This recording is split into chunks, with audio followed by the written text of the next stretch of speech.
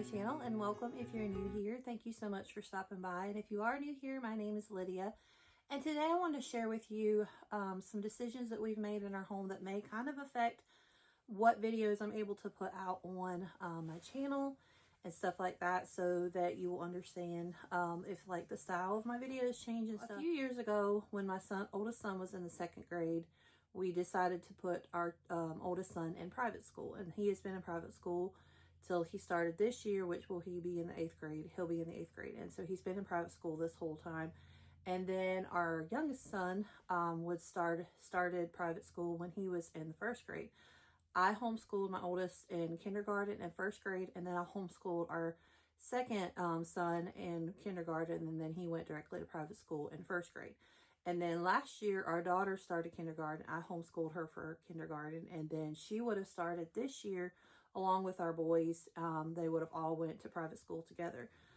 So some things kind of just worked out, and some changes, and we decided to homeschool our children this year. And that's a pretty big change for us, just because I never really saw myself being that homeschool mom. There was a lot of times where I wanted that life for my kids. I wanted that. I was homeschooled. My husband was in private school, and we knew that that's kind of what we were wanting for our children, was definitely not the public school scene for our kids, as long as we were able to avoid that. And we did, like I said, homeschool for a while and stuff, and just the smaller grades and things. And then we decided to do private school, and we did private school, and our kids did pretty good in private school. Nothing against the school that our kids went to. As far as academics, there was just some things with our oldest son that was not really being dealt with and not helped out and stuff. And I guess the resources just wasn't there because of being a smaller school to help him with some things that he maybe needed help with. And there was definitely some ups and downs with that part of it as well. But kind of a backstory.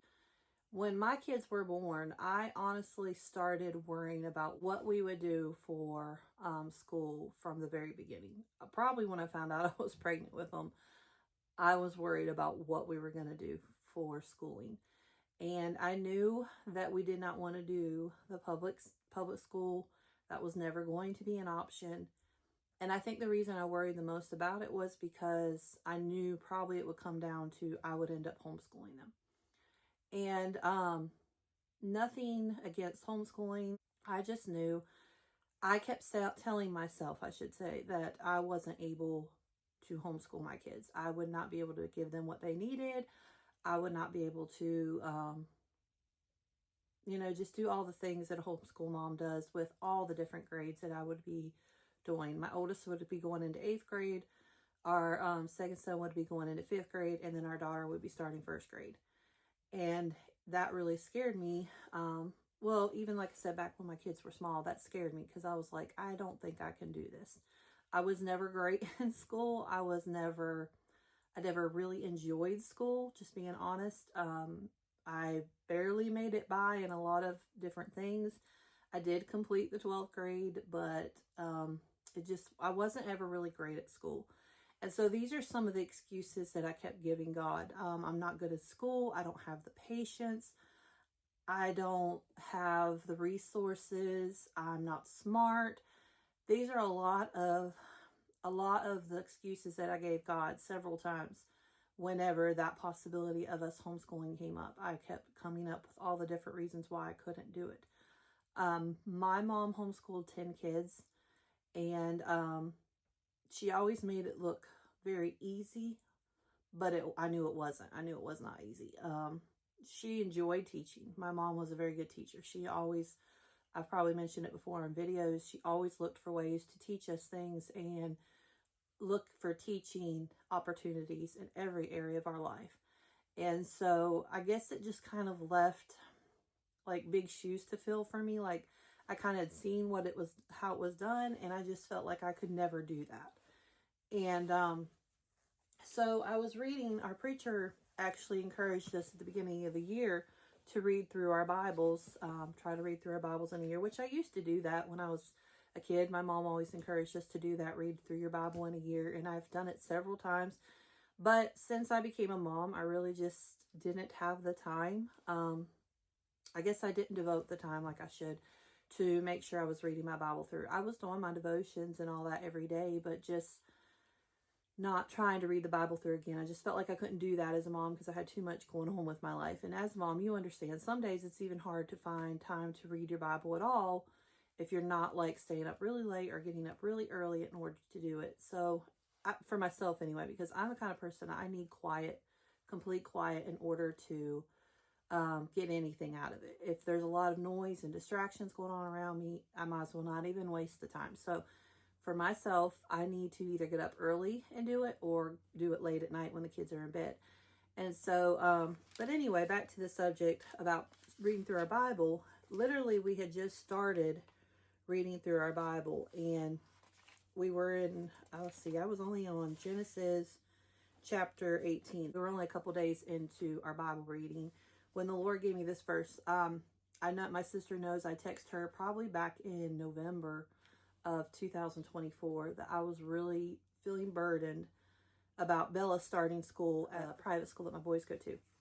And I was really burdened about all three of them going. Like I was just, I don't know, I guess I wasn't ready to close that chapter of my life where my kids were gone all day and it was just me by myself, or we was going to end up where I would work at the school in order for all three of them to go. Because if you know, private school's not cheap. It's not something that just, you know, everybody can afford. And thankfully the Lord blessed us in a way that we were able to afford to send our boys, but it was going to be a big difference with all three of them going. And I knew I was probably going to have to work at the school in order to send all three of them. So it was either going to be I was going to be here alone, or I was going to be working somewhere else, or I was going to go work at the school, and there would be several hours in a day that I wouldn't even see them.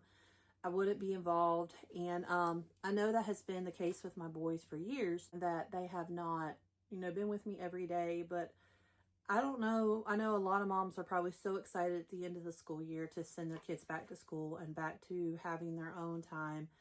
And granted, that part was nice where I would have time with just me and my daughter, and I'd have time to do all the things that I needed to do around the house before they would get out of school and stuff like that.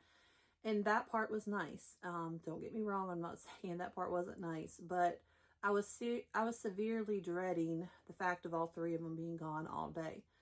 And I think that's because God put us in our children's lives to teach and to train and to, that was our jobs as their mothers. And I was feeling like I wasn't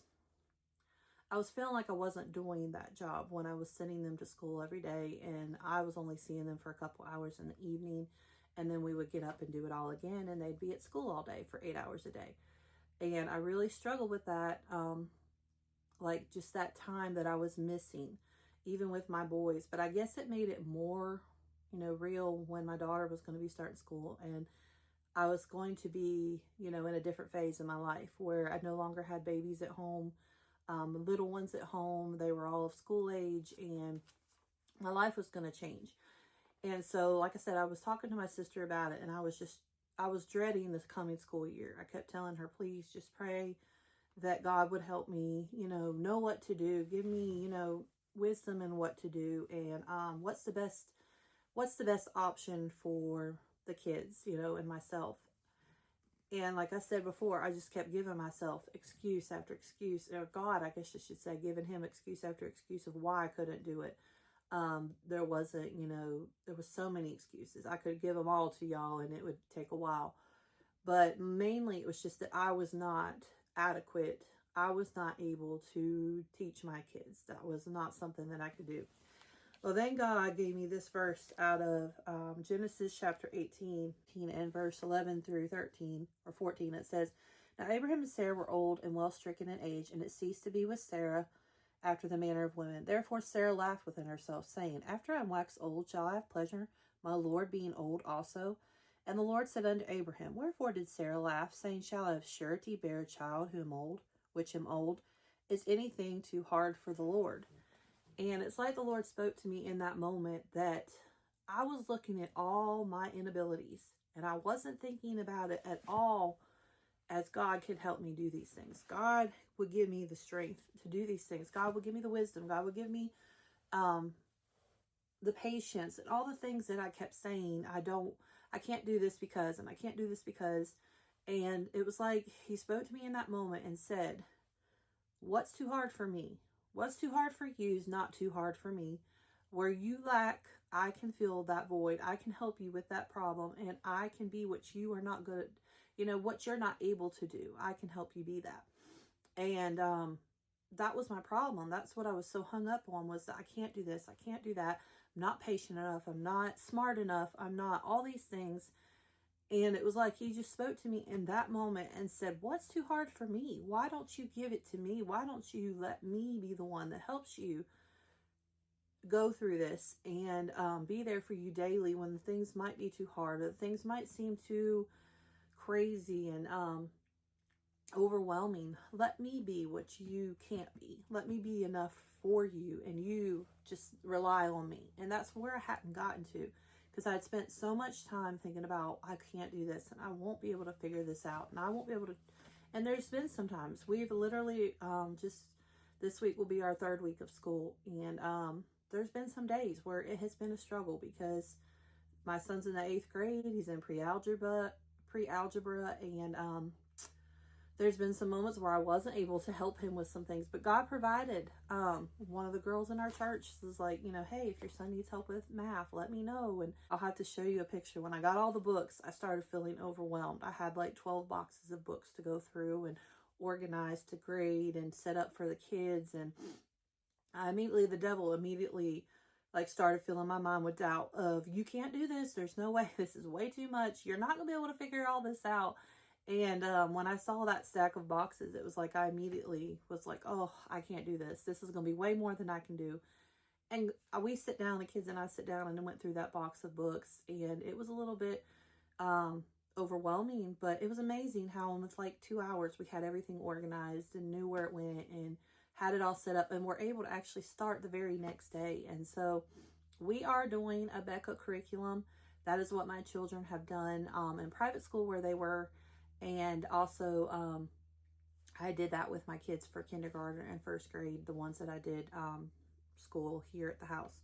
So anyway, we made that decision to homeschool our kids. And when we did make that decision, I wanted to clarify that I'm not downing private schools in any way. And that wasn't the only factor of the reason, like money. I know a lot of people will be like, well, you just decided to homeschool because it's cheaper.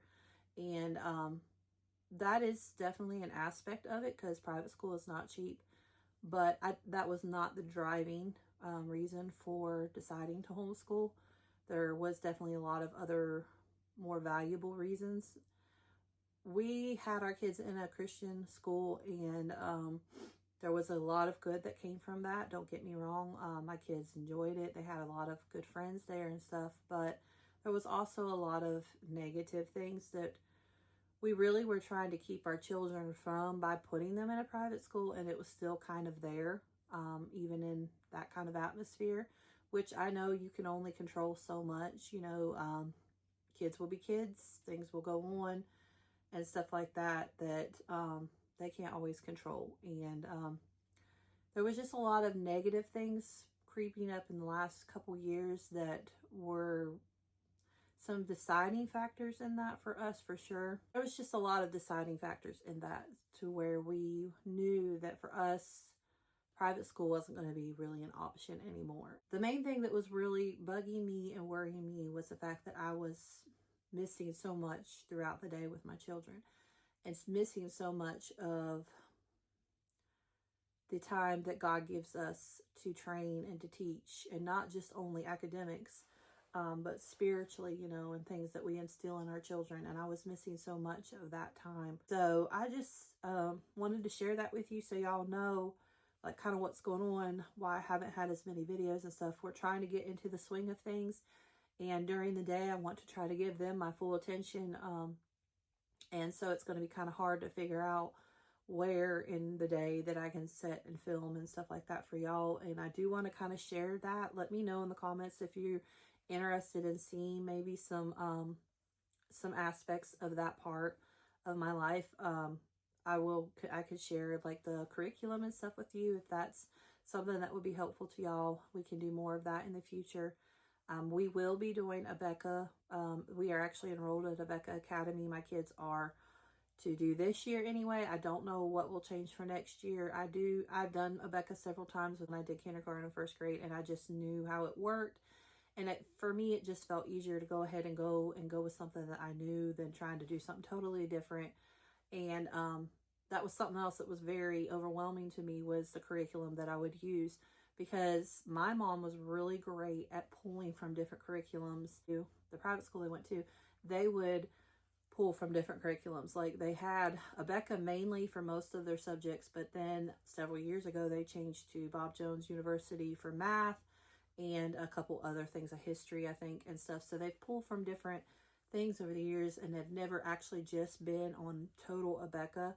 And so I don't know, I may try to do some of that next year and change up a little bit of it, see what works better for my children. But for now, we're going to do Abeka and just kind of stick with that this year. And so far, so good. Like I said, we're on week 3, and it's been pretty good so far. Like I said, as far as how the curriculum works and stuff, it works well for us. We do the DVDs, and so my 2 sons are able to go kind of start their work, and whatever they need help with, they can come and ask. But then that way I'm able to kind of help my daughter, which she also does the DVDs.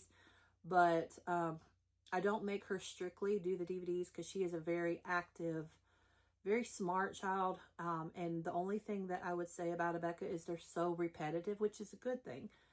They learn and they retain, but it's very repetitive in a way that my daughter gets very bored with it. And so I've noticed with her last year when I did kindergarten with her, she was really struggling sitting there watching the videos. She was just bored to death. And I don't want to make learning not fun for her. I don't want her to be totally bored with learning. So there's a lot of days where I'll say, okay, let's do Bible, and let's do, math, and let's do grammar. Let's do phonics, and then the rest of them, you and mommy will sit down and we'll do them together, like the reading and the cursive and stuff like that we'll kind of do. So I have kind of learned what's working for her, and that's kind of the same with my sons, just kind of learning what works best for us in a schedule, and as far as like which subjects to do when, and just how, like my oldest son, he does better if he starts with his math early, because his brain just gets tired, I guess you could say, with all the different subjects and stuff, and being in the 8th grade, and it's hard work and stuff like that. And so just kind of learning. Every day is a new experience, and learning new things every day.